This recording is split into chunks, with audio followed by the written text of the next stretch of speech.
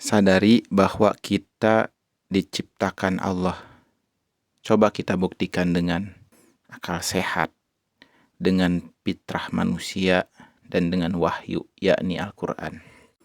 Yang pertama, kita akan buktikan dengan akal sehat. Dari mana asal sesuatu?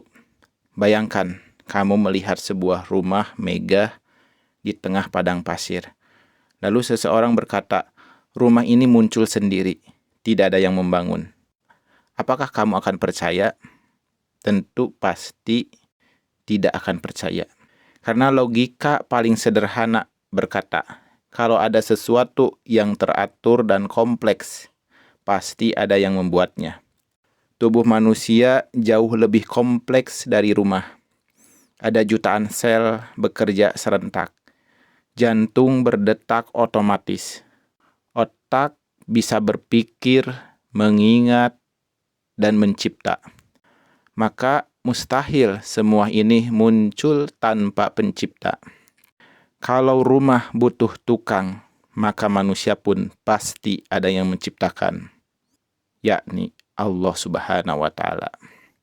Yang kedua, kita buktikan dengan fitrah manusia. Hati selalu bertanya, mungkin sejak kecil atau bahkan anak kecil pun pernah bertanya, aku dari mana? Kenapa aku hidup? Itulah fitrah, yaitu suara hati yang suci dan jujur. Fitrah selalu mencari asal-usul, tujuan hidup, siapa yang menciptakan, dan hati akan tenang ketika mengenal Allah. Aku ini ciptaan Allah. Aku tidak muncul sendiri. Allah menjelaskan di dalam Al-Quran surah At-Tur ayat ke-35. Am khuliqu min ghairi syai'in am humul khaliqun. Apakah mereka tercipta tanpa asal-usul? Ataukah mereka menciptakan diri mereka sendiri? Lalu kita coba buktikan dengan wahyu, yakni Al-Quran. Penegasan dari wahyu, yakni Al-Quran berulang kali mengingatkan kita bahwa manusia adalah ciptaan Allah. Ada beberapa ayat yang menjelaskan. Di antaranya adalah surah Al-Mu'minun, ayat ke-12 sampai ke-14. A'udzubillahi minasyaitonirrajim. Bismillahirrahmanirrahim. Walaqad khalaqnal insana min sulalatin min tin, summa ja'alnahu nutfatan fi qararim makin. Summa khalaqnan nutfata 'alaqatan fa khalaqnal 'alaqah mudghatan fa khalaqnal mudghah idhaman fa kasawnal idhama lahma summa ansha'nahu khalqan akhar fatabarakallahu ahsanul khaliqin. Sungguh kami telah menciptakan manusia dari saripati yang berasal dari tanah. Kemudian kami menjadikannya air mani di dalam tempat yang kokoh, yakni rahim. Kemudian air mani itu kami jadikan sesuatu yang menggantung, darah. Lalu sesuatu yang menggantung itu kami jadikan segumpal daging. Lalu segumpal daging itu kami jadikan tulang belulang. Lalu tulang belulang itu kami bungkus dengan daging. Kemudian kami menjadikan makhluk yang berbentuk lain. Maha suci Allah, sebaik-baik pencipta. Terus kita lihat di surah Yasin ayat ke-7. Awalam yarol insanu anna khalaqnahu min nutfatin fa idza huwa khasimun mubin. Tidakkah manusia mengetahui bahwa kami menciptakannya dari setetes mani. Kemudian tiba-tiba saja dia menjadi musuh yang nyata.